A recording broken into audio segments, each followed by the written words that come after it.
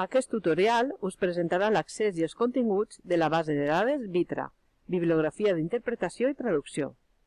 Per accedir-hi, heu de buscar en Google Vitra i entrar en la pàgina web. Aquest és el web explicatiu de la base de dades feta i actualitzada pel professorat del Departament de Traducció i Interpretació de la Universitat d'Alacant.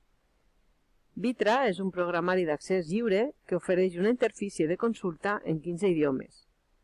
A data de novembre de 2021, Vitra conté més de 86.000 referències d'articles, llibres, tesis, revistes i capítols de llibres especialitzats en traducció i interpretació.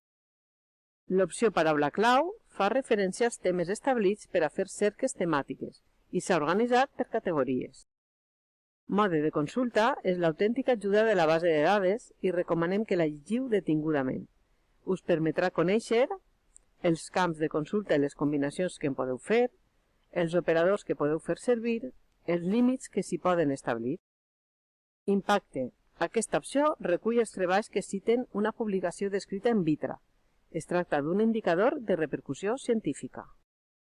Des d'Accés a Vitra, accedim al buscador de la base de dades que mostra per defecte els camps següents: tots els registres, tema, autoria, any, títol i idioma.